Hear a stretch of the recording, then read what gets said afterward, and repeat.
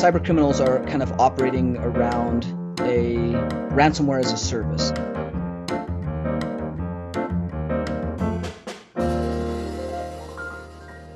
This is In the Loop. I'm Christian Bryant. Tonight, we're turning our focus to something that's become a pretty common headline. A suspected cyber attack has forced a major energy pipeline in the U.S. to shut down operations. A major supplier of pork and beef in the U.S., JBS, targeted by a ransomware attack. The U.S. government is once again scrambling tonight to contain what some experts are calling one of the biggest ransomware attacks ever. Cyber attacks have shut down major U.S. infrastructure, and those attacks have been more frequent.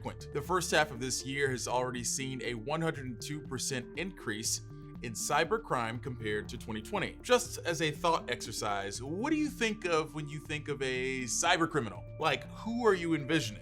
Do you picture a hacker in a dark room with a hoodie? Or maybe something like this. There seems to be some sort of parenthetical citation on the firewall. Maybe if I can slow down the rhetorical analysis, I can juxtapose the mainframe and in.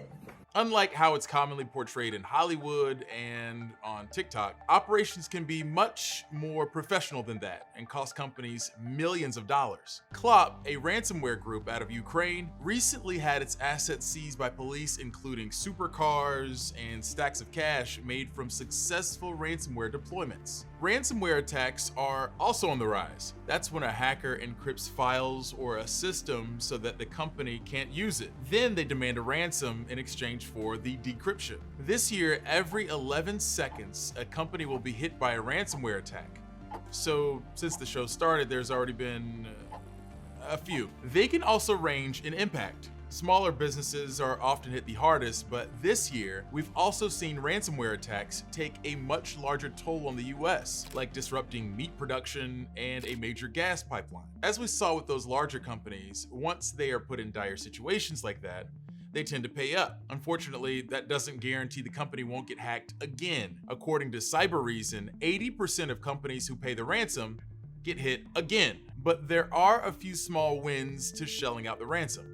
Most of the companies end up getting their data restored, and since most of the time payment is demanded in cryptocurrencies, sometimes experts are able to track down the payment. The most recent attack to make headlines happened over the holiday weekend. Attackers reportedly demanded $70 million after a software attack on Kaseya, a company that provides software updates to thousands of businesses. Our cyber defense playbook states very clearly the first thing to do is to protect and make sure anything that's potentially dangerous doesn't have a chance to harm multiple parties. In the wake of all these attacks, the White House says it's committed to working with the private sector to prevent future attacks from happening. The increase in ransomware attacks far predated the president taking office, and it is something that from day one he has made a priority and has asked his team to focus on where we can have an impact. So how do we actually go about doing that?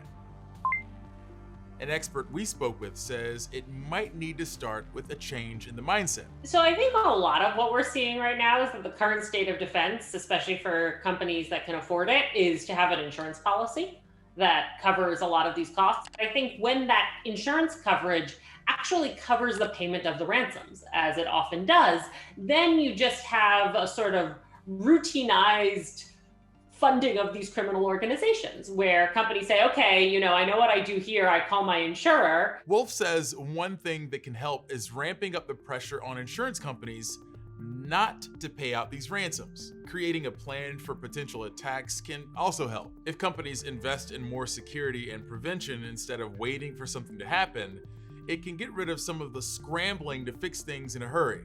I think running drills of sort of what would we do if we came in tomorrow and we'd been hit by ransomware is similarly really important. Kind of putting yourself in the situation of dealing with attackers, dealing with incident response and recovery, and not just sort of thinking about it theoretically. It's also important that employees are up to speed on all things cybersecurity. Trainings can help make sure they understand terms like phishing, malware, and spam, and the costly threats that come along with not following proper protocols. Unfortunately, there's no flawless security software that perfectly protects a system. But multi-factor authentication, also known as MFA, is a big thing that can help. One of the reasons why the Colonial Pipeline ransomware attack was successful was because the virtual private network profile hackers used to break in wasn't using two-factor authentication. I know we all hate logging into something and then having to enter a second PIN that gets sent to our phone, but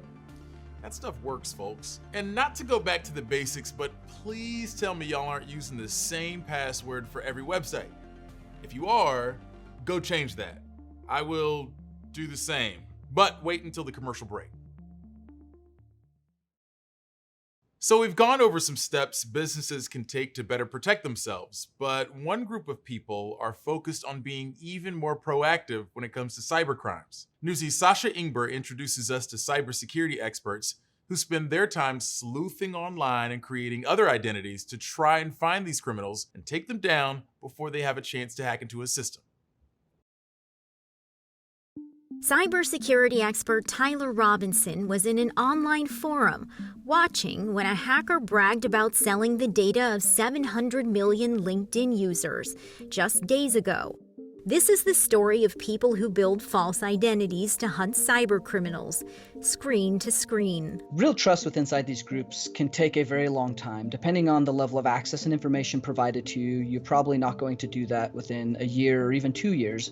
Many of our personas have been cultivated and curated over the last 5 to 10 years. Even though the private sector owns and operates nearly 90% of critical U.S. infrastructure, things like pipelines and cell phone towers, American companies don't rely on the government for protection. They go to people like Robinson, who maintains dozens of personas. It does take a lot of backstory where we are providing, dogs, pictures of food, different work-related topics, as well as the technical topics. You have credit cards, you've got cell phone numbers you have to maintain. The more detailed the persona, the better. When we have major efforts that we're going at, we do use a screenwriting tool, and the tool helps you build your characters.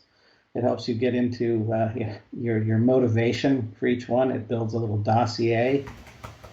Jeff Barden focuses on cyber criminals in the Middle East and Africa who may be tied to foreign intelligence services.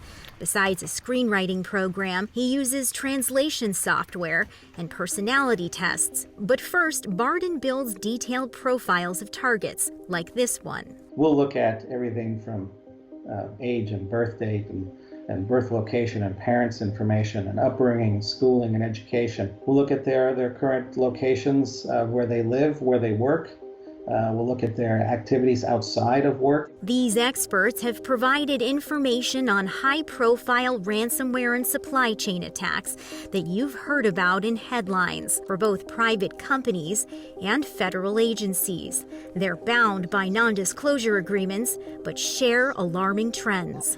Robinson found criminals targeting products that companies often turn to for security, like threat emulation software Cobalt Strike. Barden traced the path from the cyber world to the physical. Former hackers in Iran shutting down their groups and traveling overseas under the guise of leisure. Instead, he says they're collecting information on dissidents for Iranian intelligence services, and the consequences for dissidents can be disturbing. Cyber disinformation is misinformation and character assassination, but eventually into physical termination. Meaning killing someone? Yes. Absolutely killing somebody. Even sharing some of these tactics with Newsy means Barden will consider modifying his techniques so adversaries don't catch on. It's a job that never ends. Sasha Ingber, Newsy. Unfortunately, not every attack can be stopped. And when they aren't, some companies are desperately turning to a budding industry, ransomware negotiators. Newsy's Tyler Atkinson gives us an inside look at how it all works.